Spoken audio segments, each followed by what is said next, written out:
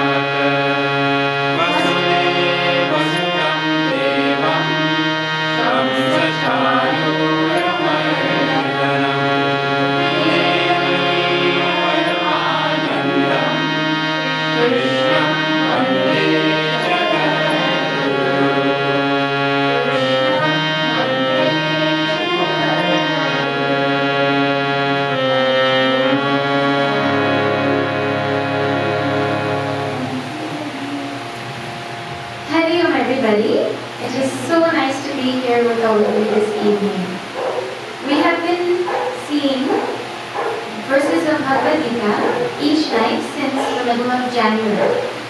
We have now reached chapter 6 in this Bhagavad Gita. Bhagavad Gita has 18 chapters and it is a dialogue between Bhagavan Sri Krishna and Arjuna, the greatest warrior of his time, who had the most important battle of his life to fight. And he didn't want to fight because he didn't want to face the enemy on the other side, which was his people, his uncles and his brothers, cousins and his grandfather and his guru. But when he was on the battlefield, he was supposed to be there as a soldier fighting for Sanatana Dharma, not somebody who's seeing my people on the other side. That is the definition of corruption, actually. You know? So Bhagavan Sri Krishna said, well, under normal circumstances, maybe Arjuna would have been allowed to run away from the battlefield. But Sanatana Dharma was in his hands now. And Bhagavan Sri Krishna thought, no, something has to be done, you know? And so a great, wonderful dialogue ensues between the two of them. That is now what we have as this Bhagavad Gita. And in the Bhagavad Gita, Bhagavan Sri Krishna has to take this Arjuna who doesn't want to do his duty, who wants to run away from life, and inspire him to get up and face his duty with courage and with inspiration. So Bhagavan Sri Krishna, in a very systematic, simple, clear presentation, makes a case for why Arjuna should get up and go and fight. still not ready to fight. So we're only in chapter 6. There's still so many more chapters to convince Arjuna why he has to go and fight in this battle. So, what is going on in chapter 6? This chapter is a lot of people's favorite chapter because it is a chapter on meditation. And everyone is fascinated with meditation. Whether we can do it or not, whether we know what it is or not, there is something about meditation that just makes everybody excited. So, when you enter this chapter on meditation, you find that it is a little different than what we regularly think meditation is. We will see in a moment, but I'll just pause and back up. You know, for our whole life, we hear that our nature is Satchidananda. Have you heard that? Chidananda Rupam. Right. From the time a child is little and they can barely pronounce the words, they're singing that bhajan. They're saying that. They understand. Eventually someone tells them that means my nature is Chidananda. My nature is I am of the nature of consciousness and bliss. And there's no difference between me and Bhagavan. We sing it, we say it, but we do not experience it. Correct? So we're told, no, you come to mandir, you do your puja, you do whatever sadhana you have to do. And in doing that, you get closer to experiencing that which is told about our energy. And so we do all of these things. But somehow, that promised benefit doesn't come. I still go out, and I still feel sad and frustrated and anxious and stressed and upset, and I don't feel what I am being told I am. I don't feel like God and I are one. We feel that? We don't feel that. So, something is missing there. Well, that is like someone goes to the doctor, and the doctor tells them that they have to take vitamin D and they have to take iron. Have you heard nowadays people have to take all these different vitamins? But the doctor forgot to tell them that when you take vitamin D, you have to take it with something oily because it dissolves in something in fat. You know, so you have to take it with something like milk or butter or something like that. And when you take iron, you have to take it with vitamin C, because that is what will allow these things to be absorbed into the body. So now you are there and you're diligently taking your vitamin D and your iron, and it is making no difference. Because the thing that will help it to absorb into your body is missing. Well, the thing that is going to allow this knowledge that we hear to translate into our life is meditation. Meditation is what is going to allow us to get that promised benefit that we hear about. That I will be not just happy, but of the nature of happiness itself. You know? So now, someone comes and they hear, I am of the nature of happiness. But still, they don't act like that. Have you seen there's sometimes where we know something but we don't act like we know it? The best example is, I know junk food is not good for me. Who here doesn't know junk food is not good? Everybody knows? Yeah. Junk food is not good. But when you have junk food, pine tart, and chips on one side, and on the other side you have freshly picked guava from some guava bush. Right? Which one do we choose? Guava. Chips. Well, maybe because you're from guava bush, you choose guava. But actually, we end up choosing the junk. Even though we know junk is not good, we choose the junk. So we know one thing, but we live and act in a different way. But that is because, our senses are so strong, they make us do what they feel like, not what is good for us. But there's also another situation where we know something and we act in a different way, not because we like it, but because we have no choice. For example, we have just come from Canada some few weeks ago. In Canada, you drive, when you're driving, you sit on the left side. That is where the steering wheel is.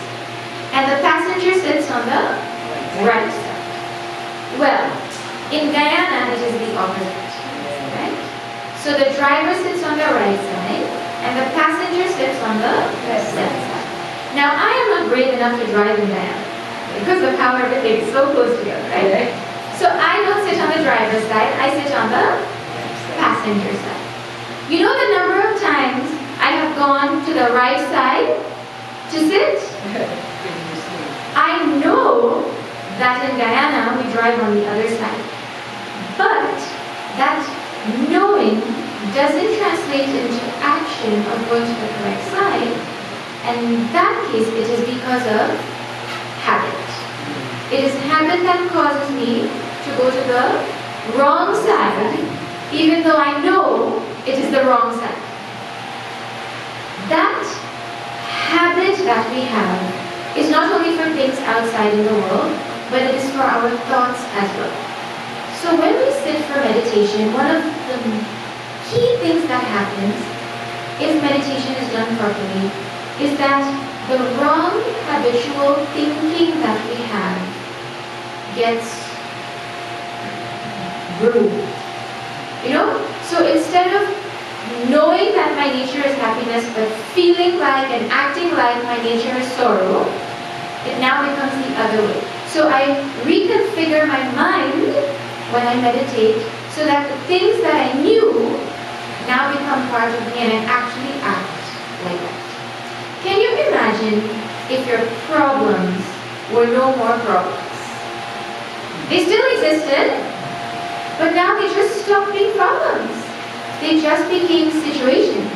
For example, when it rains and there's a big puddle that is muddy. Well, everyone is watching that and thinking, I don't want to go and step into that. Now there's a big problem. How am I going to reach to my car? Or how am I going to reach to my house? Because I don't want to get my feet dirty and I don't want to get my clothes dirty.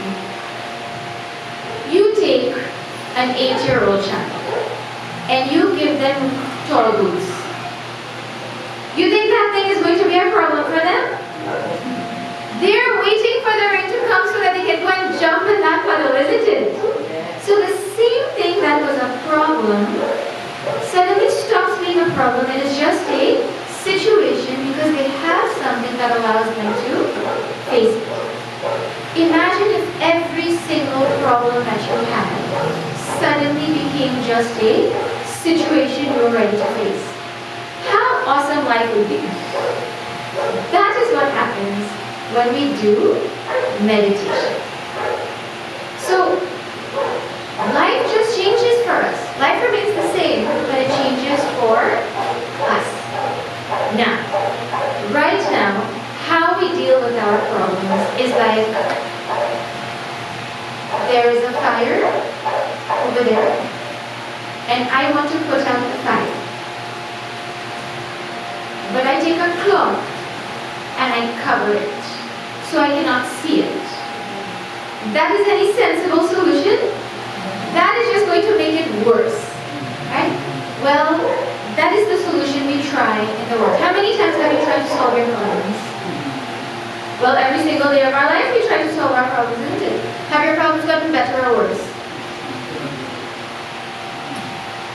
Your problems got better or they got worse? Well, somehow if you're lucky and you're smart, it gets better, right?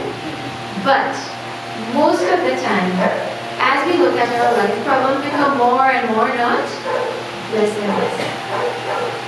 Meditation is the fundamental solution to our problems. Now, it is not like we sit for meditation one day and then suddenly everything is fixed. It's a long, gradual process. It is something like, I don't know if this has happened. I'm sure this has happened to everybody. Every day, or maybe every 2 days at least, you look at yourself in the mirror. Correct? I mean, next generation, they look at themselves more than once because they're always looking at themselves in the phone and posing, and different selfies. And so they look at themselves like 100 times a day maybe. But at least once a day, someone will look at themselves in the mirror. From today to tomorrow, did you change? Do you look any different? No. Every day that you look in the mirror, you look the exact same to yourself. Correct or wrong? Correct. Well, how is it that you look old then? If you look the same every single day, how is it that you look older? You look at a picture of yourself from 10 years ago and you're like, wow, look how young I used to look. But every day you're saying you didn't change? So, something is happening so slowly that we cannot tell that a change is happening. But over time, when you turn and you look back, suddenly you realize that something has actually changed. Correct? Now, in the same way, slowly, as we sit and we try to follow the things, can you all hear me okay? Yes. Yes. As we sit and we try to follow, and I'm only asking because I have a reputation of having a very soft voice. And I have a reputation of not being heard properly, right? So I keep having to check. Well, this meditation, Bhagavan will talk about it, but we have to know it is not going to change our life in one day.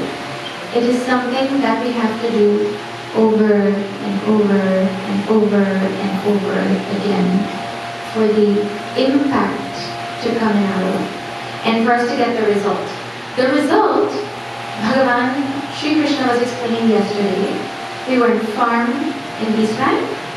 He was explaining the result of meditation. And he said, you get peace, absolute peace. But not everyone is looking for peace. You know, when you wake up in the morning, who says, today I'm going to live my life so I can get peace. So that's not so exciting for some people. You know, okay, people who want peace, let them meditate. Bhagavan is like, no, relax. You also get contentment. Well, some people are like, no, I don't care for contentment. Then he says, actually, what we call peace and what we call contentment, that is infinite happiness. The result of meditation is infinite happiness. And that is what we are all looking for every single day of our life.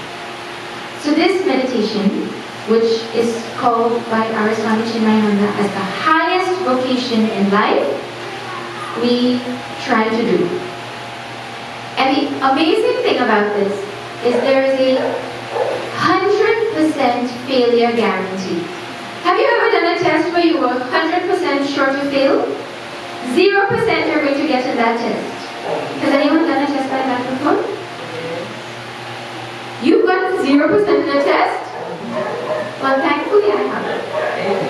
Actually, no. When you sit for meditation, it doesn't matter how smart you are. Most people, first time, 0% success rate. Because it is something we have to do slowly and over and over again. But because the result is so great, we make up our mind and we find the determination and we find the enthusiasm and we actually do it. Now someone will ask, well, this meditation has been glorified so much, but how exactly do I meditate? I mean, it sounds like I want that result too. So Bhagavan had said already some things, but it looks like he knew we were coming to Guava Bush and starting fresh here. So right where we pick up, he talks again about how to meditate. Okay? So each time he adds more details, so this time we will see our prarabdha together, what we have to hear on how to meditate. You all want to hear this? I mean, I want to hear it. So let's see. Now, I will chant Shri Krishna Sharanam, and all of you voice, right? We'll chant it and singing. So my voice is soft, and y'all are so many, so your voices have to be louder than mine. Right?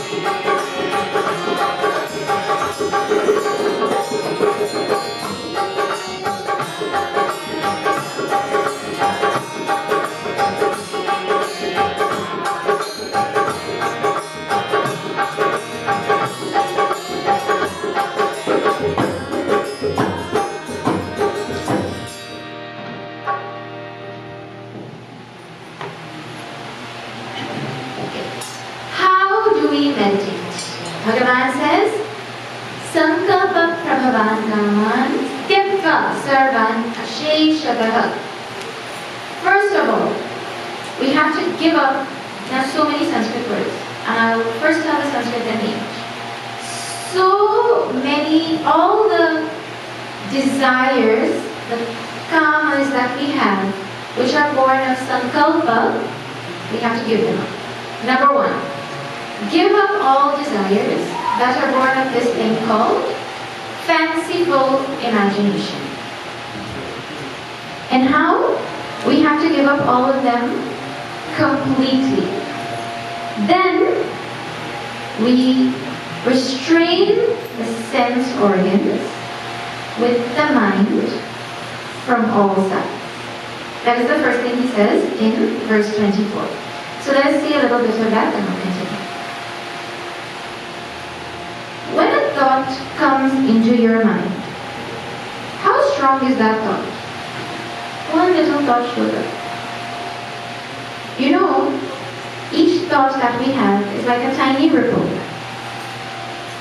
Everyone here knows a ripple because of how much water there is in there, right?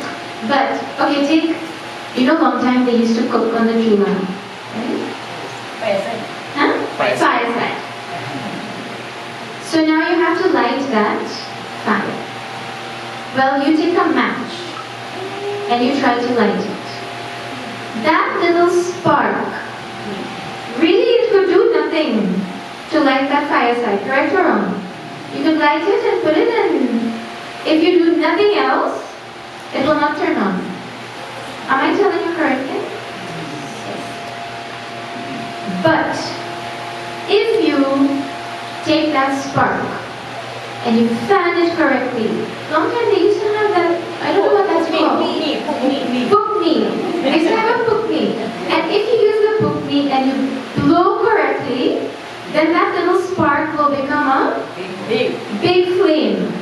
Now you can cook with it. Well, someone like me, if you haven't lit a fireside and you haven't used a book me, you could blow through the book me and nothing will happen also. So you have to know also how to do it. Well, our thoughts start like that little spark. Then something happens and a book me shows up in front of it. And it becomes this big desire that you cannot stop all of a sudden. No, you're laughing, but it's true, huh? You watch your mind and you tell me if what I'm saying is correct or wrong, right? When a little thought comes in our mind, we have the capacity to put it out at that time. But if that thought is fanned, it becomes a desire. And the thing about desire is that it makes you feel, I am not okay until I fulfill this thing. So a thought comes in your mind and your mind feels, I have to do this right now, I have to think this right now, otherwise the world is going to end. That is how desires feel, isn't it? When you feel like, you just found out yesterday that there was a sale on tomatoes in the market for 2 years. You were perfectly fine before that. But as soon as you find out, your mind is like, oh my God, I have to go and get tomatoes. I need tomatoes. I have to make tomato shortcut today. Like the mind can't think anything else except the fact that it has to go and get those tomatoes now all of a sudden. Experienced that in some form or shape before? That is how a little thought called a sankalpa, some little tiny fanciful imagination turns into a desire that is uncontrolled. So Bhagavan says, we have to stop this thing completely. And the way to stop it is when it is tiny, not when it is big. So the way to put that out is actually to have awareness. A tremendous amount of awareness is required when we sit to try to meditate and a little thought comes. Well, you look at that thought and you go, hi, bye, and you let the thought go away. You don't say, hi, you're my best friend, come, let's have tea together, let me think about you, let me spend time with you. Man, that thought will come and it will go like nothing. So this is the first thing Bhagavan is saying. We have to let the thoughts go. And he says completely. Means even if a spiritual thought comes when we're meditating, you know, this meditation, it feels so nice, I should find time to do it more often. That thought is not allowed also. Because that thought will lead you to thinking that you're the most amazing meditator in the world and before you know it, meditation time finished. Right? You've reached the Himalayas to meditate in your mind and you've not done any meditation actually. Right? So then he says, this is the first thing. When a thought comes, we should not let it turn into a desire. Because when it is a desire, it is too late. Then, now, with our mind, we have to control our senses. You know, this mind of ours, I was telling yesterday, it goes to things that it thinks, where there's happiness, the mind wants to go there. Has your mind ever said, oh, let's go to that satsang to get some sorrow? Or let's go to that person's house to get some sorrow? The mind doesn't ever send us where it thinks sorrow is going to be. When that child thinks he has to go to school and it's going to be sorrowful, he will kick and punch and cry and say, I don't want to go and you hate me, that's why you're sending me to school and I want to stay home. And when the child thinks there is no happiness in school, isn't that how the child's mind acts? Well, our mind is the same. If it thinks happiness is somewhere, it is going to run there. And if it thinks happiness is not there, it is not going to go there. Right now, our mind thinks happiness is in sense enjoyment.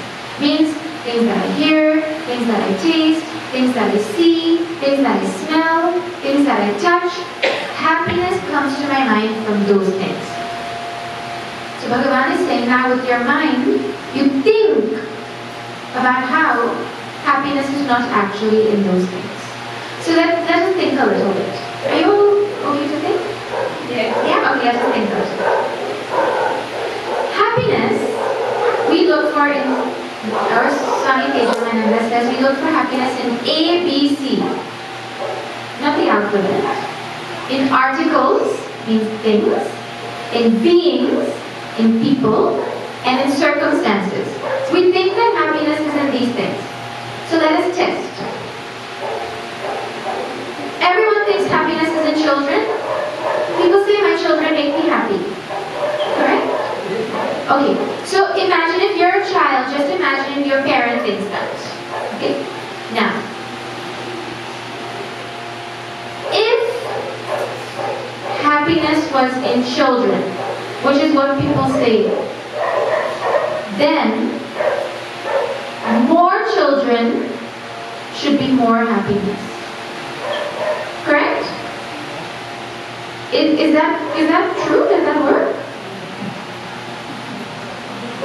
I have 2 children and I want to be more happy. I should have 20 children and I'll be 18 times more happy. Well, are people having more or less children nowadays? They want less happiness or what? Okay, so first thing is, if happiness was in children, then more children should equal more happiness. But somehow that equation is not working. Then, if happiness was in children, those children should give you happiness at every single moment of the day. When that child doesn't want to sleep, and you want to sleep, is that child giving you happiness? No. I mean, why are people scared to say no? You want that child to sleep. That's the only thing you want, because you don't want to see that child, you want to see your bed. So what is giving you happiness at that time? Child or bed? Not child. Okay. Then, if happiness was in children. See, I've taken a hard one. If we talked about food, it's easy. Children is a sensitive topic, but we're thinking hard, right? If happiness was in children, that means that the same happiness that they give you is the same happiness that they should give me. Have you met people who don't like children? Well, you meet a teacher after the children have troubled her all day, and you ask her, well, how much happiness is there in children? And you hear, she doesn't want to see the children again until tomorrow. She needs to get some peace of mind back, isn't it? Well, then how do you say happiness is in children? If happiness was in children, it should make everyone happy equally, all the time, and more should be more happiness. Like sugar. You know sugar is sweet. If I put 1 spoon of sugar in my tea, it will be 1 teaspoon sweet. If I put 10 spoons of sugar in my tea, will it be 10 times more sweet? Yeah. Because the nature of sugar is sweetness. If I wake you up at 2 a.m. and I tell you eat this sugar, will it be sweet? Whether you like it or not is a different question, but will it taste sweet? Well, of course it will taste sweet. Then, when you eat sugar and when I eat sugar, does it taste sweet for both of us? Yeah, because the nature of sugar is the nature of sugar is sweetness.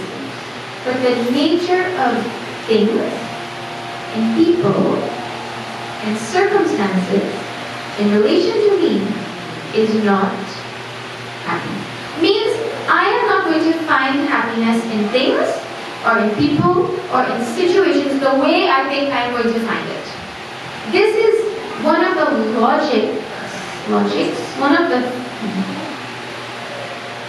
one of the lines of thinking that we use to try to tell our mind, stay here. Where you think happiness is, those things are just tricking you. It's not actually there. You think that the happiness is in the sweet rice. But it's not true. Because at 2 a.m. you want sweet rice? No, I want sleep. So you tell your mind, those things are tricking you. You just stay here, you can get it later. Right? This is how Bhagavan encourages us to use our mind to control our senses so that it can stay in meditation. Then he says, Shanehi Upadame Buddhya Vritti Gridhitaya. Very slowly, we should now withdraw this mind also with our intellect. Means what? First of all, it's a slow process. It's not if you go down the road and you see a flower bud, like a lotus is just starting to grow. You cannot say, hello, I want to offer you to Bhagavan right now, so open. That bud is going to take its time and it is slowly going to open when it is ready. It doesn't matter how much you pray to it and wish to it, and you can take Harry Potter's magic wand and whatever you want. That bud is not going to open when you want it to open. But in the same way, Bhagavan is saying, Shanehi, very slowly, you have to engage in this meditation. What happens in meditation? You take the mind and now you use the intellect to hold it. And then he says you place it in the Atma, in the self. So let us go slowly. You know when you take any spice, jeera or garam masala or dal or whatever, and you open that packet. You know the spice packet? If you're putting that in a pot of food that you're cooking for satsang, well, you could just pour it easily because the pot is big and you have to put all of it. But you take that same packet and now you have to pack it in a little bottle with a tiny little hole. You know how at home we want to put it in bottles and keep it nice, and then when you pour, not too much comes out and all. You could pour it the same way you pour it in the big cup, in the big pot. No, now you have to do it slowly. Because the more subtle something is, the more slow you have to be with it. So now the mind is the most subtle thing. So we don't just take the mind and say, hey mind, stay inside. Slowly. First you tell the mind, leave the world. Then you tell the mind to focus on the body. Then the mind will think, okay, how am I sitting? Where are my hands? Is my back straight? You let the mind, you focus your attention on the body. Then you take your attention from the body and you put it on your breath, which is more subtle. And then you watch your breath. You feel the cold air coming in, and you feel the warm air coming out, like that. Then you focus your attention, you leave the breath, and you focus it on your thoughts. Then you watch your thoughts. Thought has come, you watch it and you let it go. Like, you know how when you watch cars driving on the road, you're supposed to watch your thoughts like that in meditation. Right? You don't go and sit in the car. You sit outside and you watch it go by. Then finally, when the mind is watching those thoughts and they're going by and it's calm, now you take your attention to the person who is watching the thoughts. So slowly and gradually we're supposed to take our mind from outside and bring it inside. And we're supposed to use an intellect that has dhritti, means an intellect that has fortitude and patience, because this thing takes a lot of willpower. It is not easy.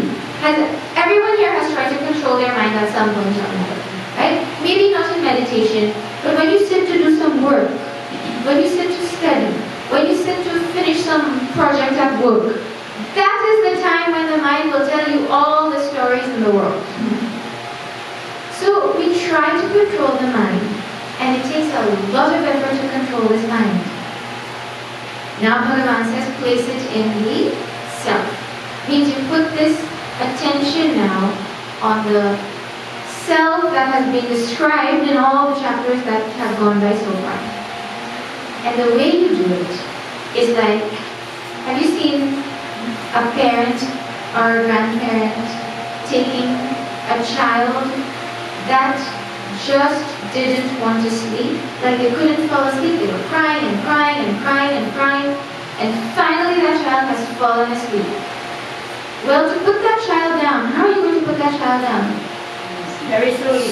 So slowly, because if one person makes a little cough, that crying has started again. That is how carefully we have to take this mind and put it inside. This is what Bhagavan is saying. Then he says, Nakinchitapi chintayate. Now you don't try to think of anything else again. You keep it on the self that is inside. Now, you must have heard that the Atma is everywhere. Some version of it. Atma is all pervasive. Have you ever heard? The self is everywhere. God is everywhere. Like that. So if this Atma, this self, is everywhere, how do I put my mind on it? See, you can come, I can tell you, please put the pillow on the floor over there. Because the pillow is here and the floor is there. But if I tell you to put the pillow in space, how will you put the pillow in space? It is already in space, isn't it? So now how do you put the mind on Atma? Well, the way it is explained is, you hear people saying all the time, put your mind on your books. Put your mind where your hands are. So the mind could be somewhere and you have to put your thoughts on that thing. In the same way, we let our thoughts center on this thing called Atma. What is this Atma? What is its nature? You know, like that. And then we don't think of anything else. Now, if someone has done all the preparations properly, then the mind will stay there. But most of us, does it work? The mind cannot even stay to read one page of a book. You start to read the book, you finish one page and you're like, wait, what happened at the beginning? And then you turn back to start and you read it again. The mind doesn't stay. Okay? So, Bhagavan Shri Krishna is giving Bhagavad Gita not for the rare person whose mind is perfectly controlled. He is giving Bhagavad Gita for us. And what is our mind like? Well, you know. So now he tells us, without asking also, he tells us what we should do when the mind does not listen. So let us see what he says. We'll chant now.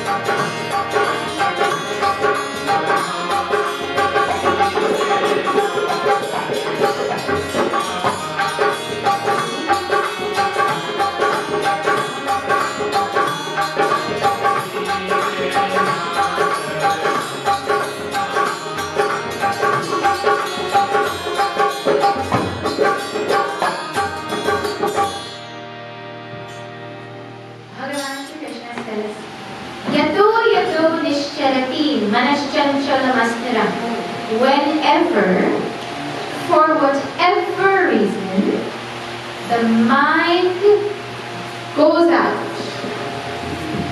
Well, this mind which he calls restless, fickle, the mind is like this, and unstable, shaking all the time. The mind cannot sit still, like a 5-year-old active boy.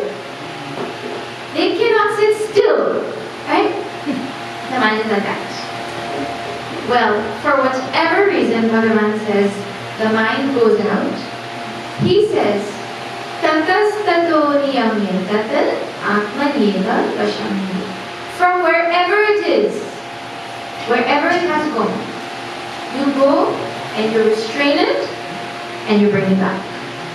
This was the story of life of most parents back in the day. You tell the child to sit for the homework, and the child has gone and run out and playing outside and climbing trees and jumping in the trench and all kinds of things.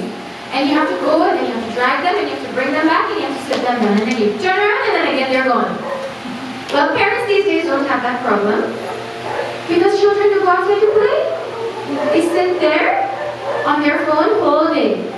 Haven't you too? Phone and video games and computer and iPad and that's all. And in fact, nowadays parents have opposite problems. They have to shout at that child, go outside and play! Well, this mind is like the children back in the day that just couldn't stay at home. Actually, the children these days have the same problem. It's just a lazy kind of running nowadays. Now their mind runs with their finger only. Only their finger runs. Back in the day, their whole self used to run, now just like this. Or like this. Anyways, the mind can go outside for whatever reason. So imagine now I'm sitting in meditation, then I hear a dog barking outside. Well, that is enough for my mind to go. I wonder if someone is walking by to make the dog bark. Or I'm sitting here and all of a sudden I hear the neighbor talking loud. This neighbor, when are they going to learn to be a good neighbor? Don't they know they have to talk softly when other people can hear them? Right? Now the mind has gone to the neighbor. Right? Or you sit down and you've woken up, you've tried, you wake up at 5 a.m. for this meditation. 5 a.m. is time for people in your house to have a midnight snack sometimes. You know the next generation, how they stay up all night? 5 a.m. is not morning, for them it is midnight. So now you hear them going downstairs or going wherever and they're opening the fridge and opening a pack of chips and, well, meditation on.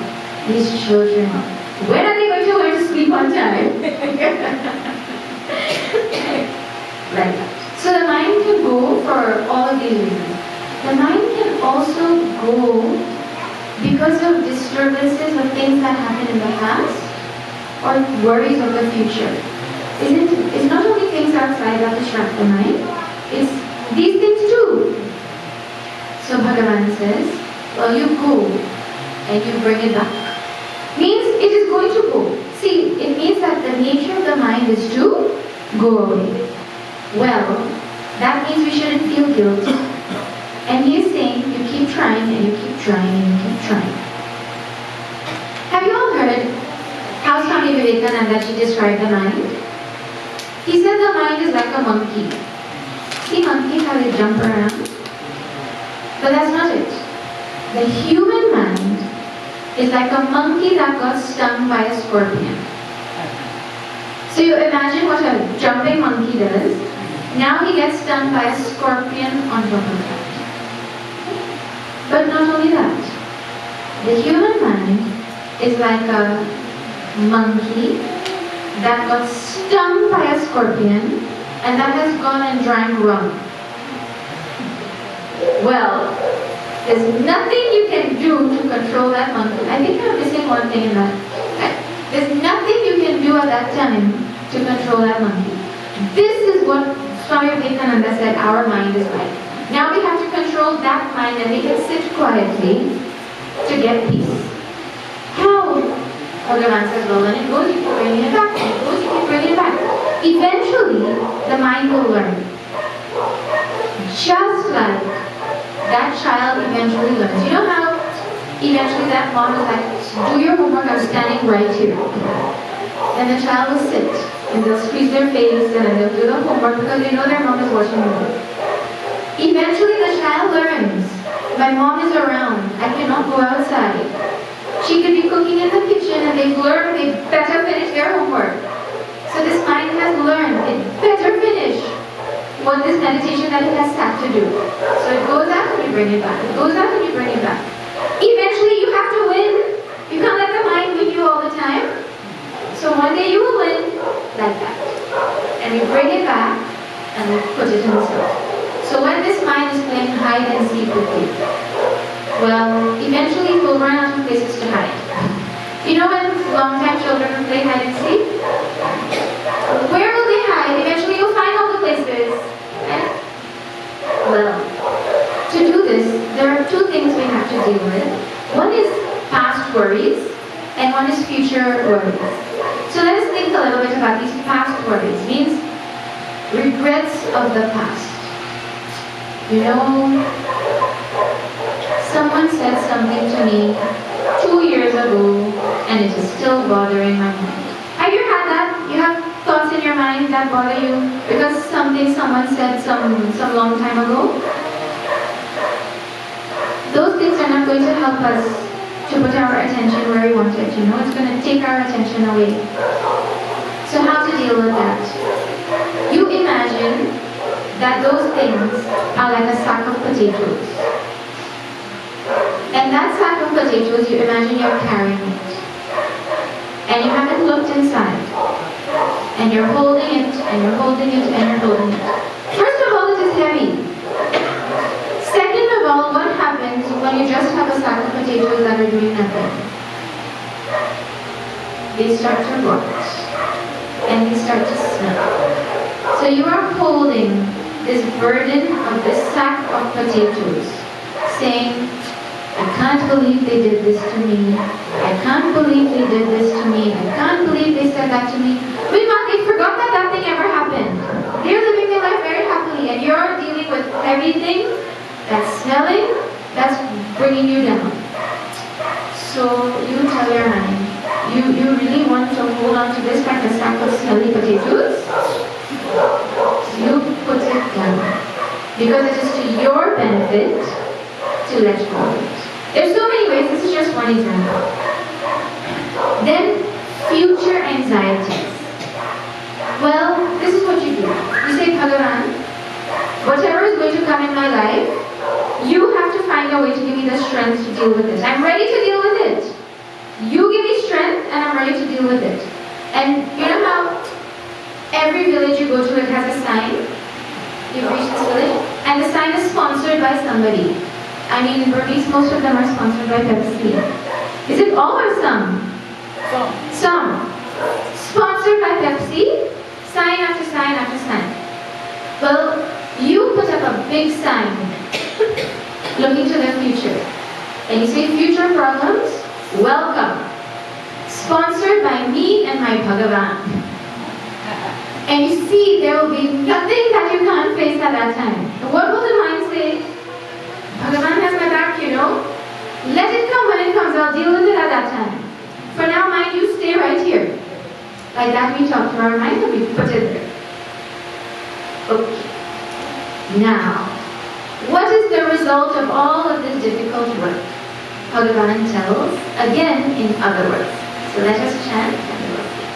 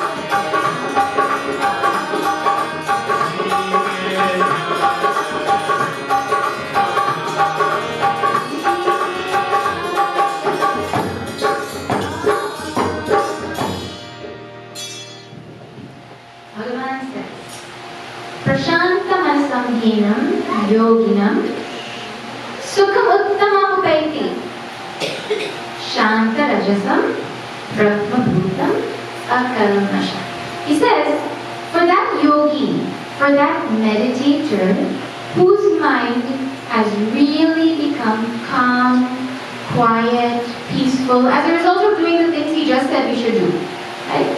And whose agitations of mind have all been quietened and stopped, and whose mind is free from all kinds of impurities. That person who has become Brahman, meaning that person who has realized for real, Chidananda Rupa Shivoham Shivoham. They not only sing it, they actually experience it. For that person, he says, the supreme, greatest bliss in the world comes to him. See how nicely Bhagavan says it, right? He doesn't say he gets it. So nicely he says it comes to him, as though this bliss, this happiness is looking for a place to go. It is looking for a fit receptacle. And it has found this amazing person who has gone through this effort, and now it goes to that person because it wants to be nowhere else. You know? Like if you have some precious gem or jewel and you want to give it to somebody, well, you're going to think, who should I give it to? That person has to be deserving of this thing because of how precious and special it is. Like that, this supreme bliss that is promised is so special that it gives itself to a person who has put in this effort and done all of this meditation. And that bliss is unconditional. You know, everything we get in life is conditional. When I go on vacation, then I will be happy. All of our statements of happiness are like that, isn't it? When I get, let's do it in math. When I get X, then I will be happy. When I get Y, then I will be happy. You can put any single thing. It is when I get that, I will be happy.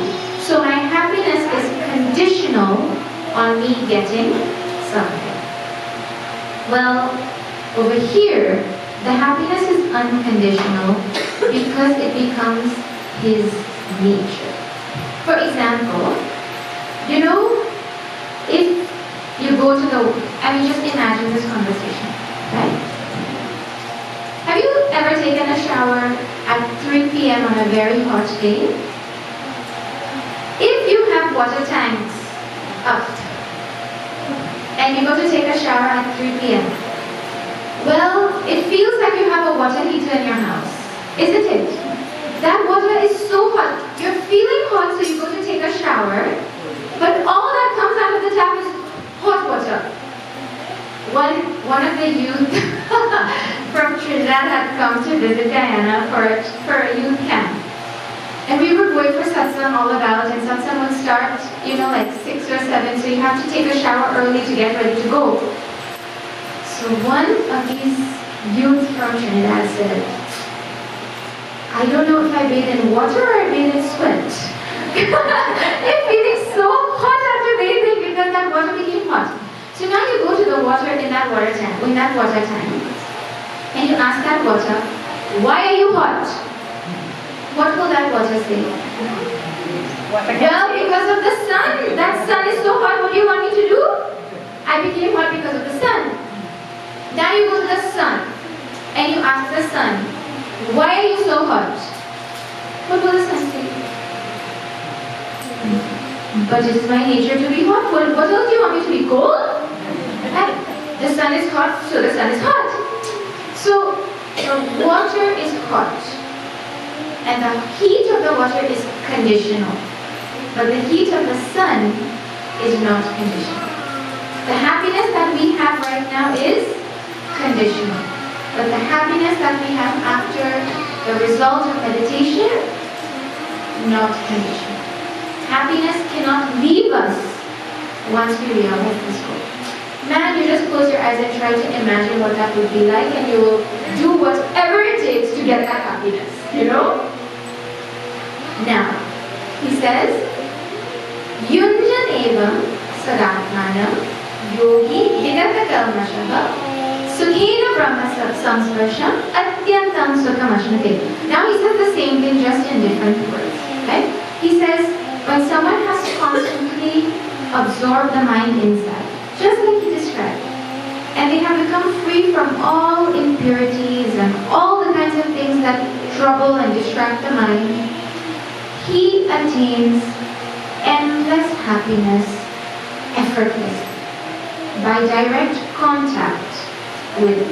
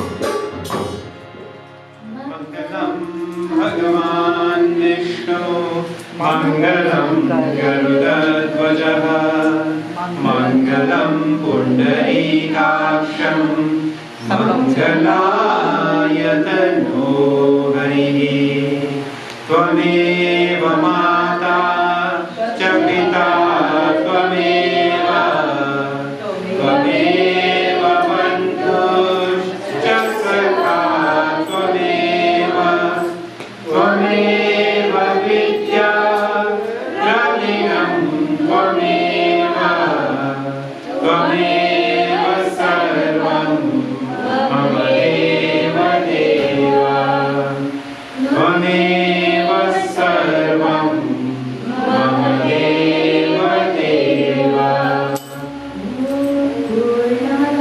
Purnamidam Purnat Purnamudachyate Purnasya Purnamadaya Purnamevashishyate Om Shanti Shanti Shanti Hari Om Shri Gurubhyo Namaha Hari Om बोलिए वृंदावन बिहारी लाल की जय। सत्य सनातन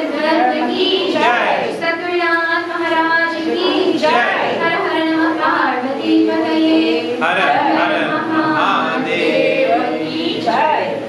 Hari Om. Shanti Shanti. The self. Because that self is the source of happiness. It's the exact same thing he said in the previous verse. He's just reiterating it now by saying he gets this happiness by direct contact with the self. When you become happiness, what happiness do you need to get again? There's nothing you need to get when you are the thing, isn't it? So this is the wonderful result. Now, this person who has gotten this result, their whole life changes. Their vision completely is rearranged. Like, you take this mandir, and just for imagination's sake, you take out every single brick of the mandir, and you rearrange it now into a circle. The mandir will look completely different, isn't it? Now it will be a round mandir. It will not be a rectangular mandir.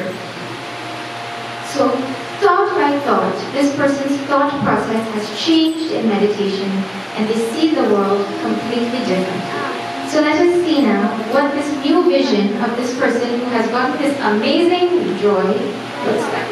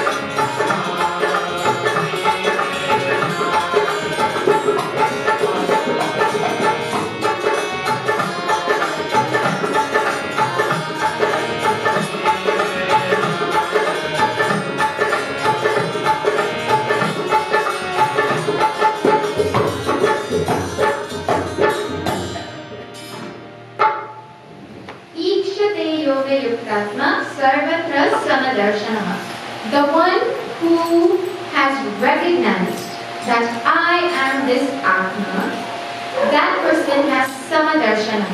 That person has equal vision. He sees everything as one.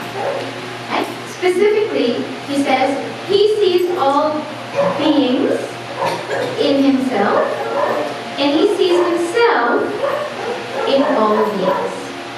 That doesn't mean mean that, if you take a group picture and he's looking at it, everyone looks the same to him. Not like that. But that same Atma which is in him, he recognizes it is the same Atma in everybody. Not only that, everybody is in him also.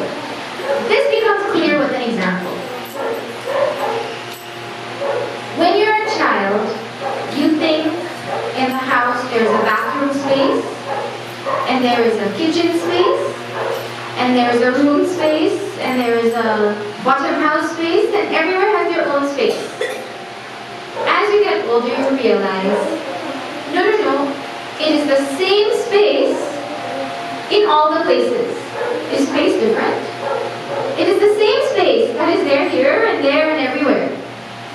And then, suddenly one day someone tells you something and you realize, I had it wrong. Actually, it is not the same space in those things. Actually, everything is in space. Right? So you go from thinking things are separate space to thinking things are spaces in things to realizing everything is in space. So this person realizes that all beings, every single being in this universe is in the self.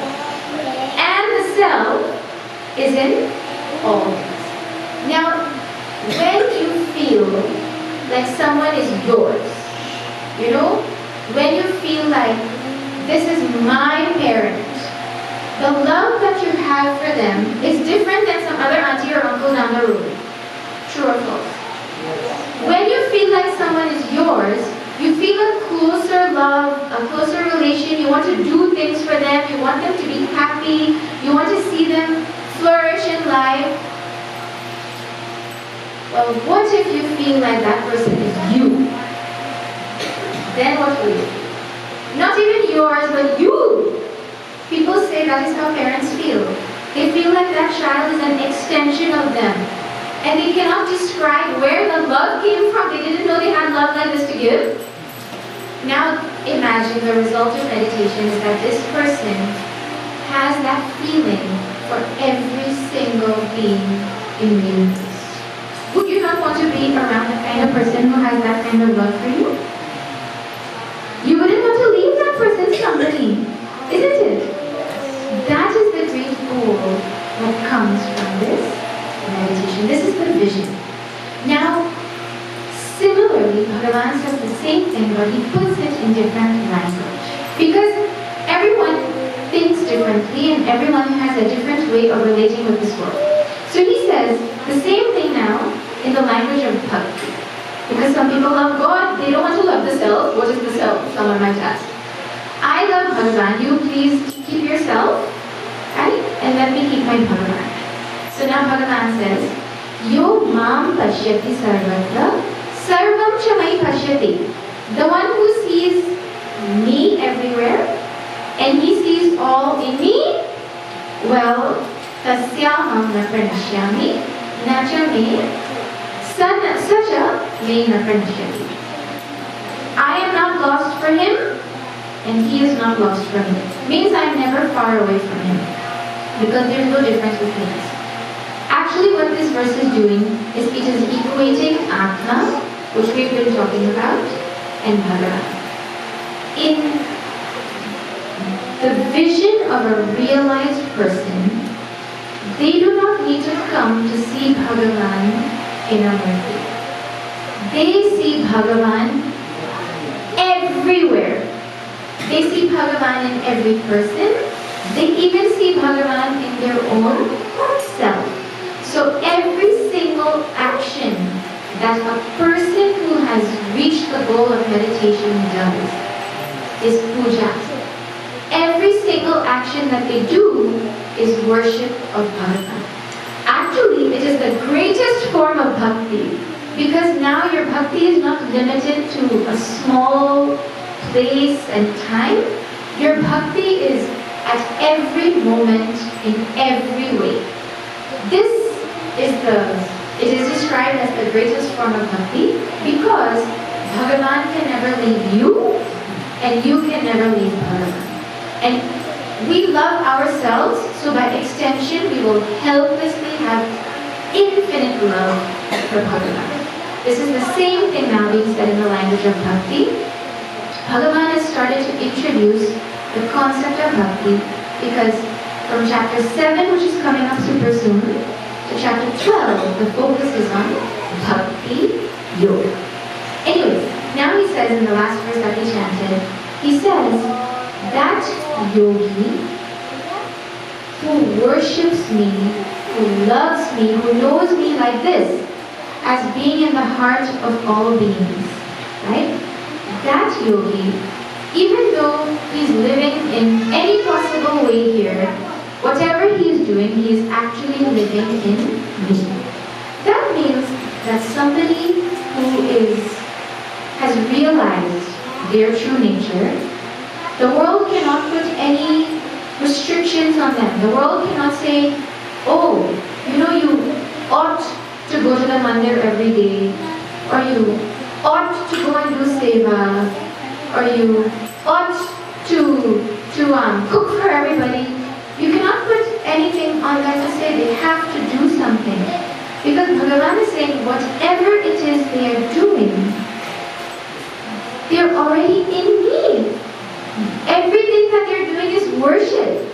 So, for such a person, even if they're sitting in the middle of the Amazon forest, doing absolutely nothing, but they have a thought, Sarve bhavantu sukhinah, may everybody be happy. That thought is more powerful than any thought that we could have for people to be happy. Them sitting all the way in the Amazon forest, we may never see them. But because of how they're connected to Bhagavan and they see Bhagavan everywhere and see Bhagavan himself, a simple thought like that comes with such power. So anyways, this is the vision of somebody who has realized this grateful. So whether you talk about them seeing oneness or you talk about them seeing Bhagavan, really their vision becomes one that is just divine. Now Bhagavan will finish this, and Arjuna has a question for me. Because we won't be here tomorrow, let me tell you this question. Arjuna's question is, okay Bhagavan, I hear you, everything sounds really wonderful, but this mind is very hard to control. How can I control this mind? What did Bhagavan just say? He said, he told Arjuna how to control the mind. But Arjuna is like us, So now Bhagavan is going to share more details on how to control this mind. And he's going to talk about the obstacles that come in meditation and how to remove them. But we will be seeing that tomorrow. If you can come, please do come. I'll tell you in a moment where you will be. We're going to be in East Berbice for the next 20 days or so. So if it is not far for you or if you are able to, please do join us. We will be at the Reliance Abandoned Hindu Kirtan Mandir tomorrow. Is that far? Kanji. Oh, okay. We passed there to come here from here. So yeah, if you can come, please do join. It will start at 7.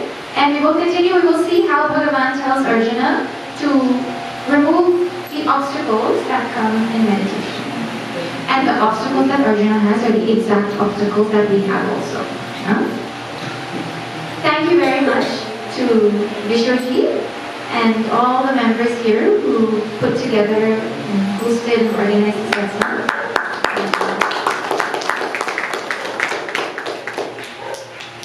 I know that you're hoping for Swamiji to be here, and I don't look or sound like Swamiji. But it has been a great joy to be here. Thank you all so much for joining us tonight so that we can continue to study Bhagavad Gita together. Let me share a few announcements with you. On 3rd of May, which is a Saturday, we will be having the grand finale of this 108 nights. So we're studying the entire Bhagavad Gita in 108 mothers, and then at the Gandhi Youth Cricket Ground in Georgetown, we will have a grand event, and we're hoping that at least a few people come from every mother so that we can celebrate this momentous occasion together. So maybe you all can get a bus together, and some of you can come down so we can celebrate it together. 5 p.m. to 6:30 p.m. I hope that in East Burmese market time is not 5 p.m. on a Saturday. Is it? Yeah. 5 p.m. on a Saturday? Oh no. We have to find a way to do market day before then. Please just see if you all can come. It will be really, really wonderful if you can make it. Then, I have a few other announcements. We have Jnana Mission has a whole set of books, publications for all ages of all interests. So we have brought those books from Monaco for you all to take a look at. Please see if there are any that catch your interest. You can buy them and give them to people as gifts. Some of them are so tiny that you could, I was saying yesterday, also, you could read it instead of scrolling tonight for 10 minutes, you could finish one book. Right? That's how small and simple and easy they are to read. Then you give it to the next person and they can also read it, So, and we have books with pictures for children. So see what books are there, see if there's any that you like, and you can buy them. Then, now I know East Burmese is far from the ashram in Monaco, but let me tell you first what is happening there. On 8th of March, which is also a Saturday, from 11 a.m. to 2 p.m., Swamiji will be making something called Pizzoti. Pizzoti is a blend between pizza, which everybody knows, and a pepper roti, which is a huge, spicy roti from Trinidad. So he has combined the two, and it is a super delicious thing that you cannot imagine by trying to eat the two together. You have to try it as it is. Now you all will not come, but what you can do, I was telling in West Burmese also, whoever wants to come, you all get together and put your names in a hat, and then you do a lucky draw, or an unlucky draw, I don't know what you want to call it, and whoever's name comes out, that person has to come and bring it for everybody. A raffle. A raffle. So this fundraiser will be going on in the ashram. If you would like to, if you're able to, or if you even know anybody on the East Coast in that area who would be interested in coming, please do let them know. And whenever you're in the area across the bridge, please do pass by. The ashram is there for everyone who wants to come.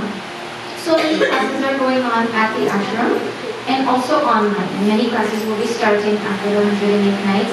If you're interested in studying Gita, Ramayana, Sanskrit, or anything in our Shastra systematically. And we have classes for all ages. In Jnana Mission, we specialize teaching the scriptures in a way that is of interest to the right ages.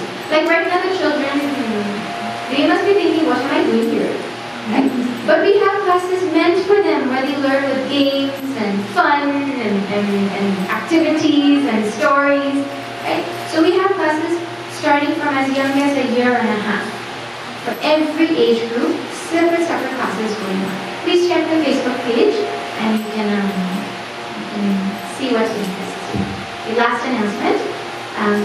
For those who want to study this knowledge systematically, seriously, properly, to be able to share it with others, to teach it, or to become a Swami or Brahmachari, well, Jnana Mission offers a 2-year Vedanta course where you go and you stay in the ashram like a Gurukul.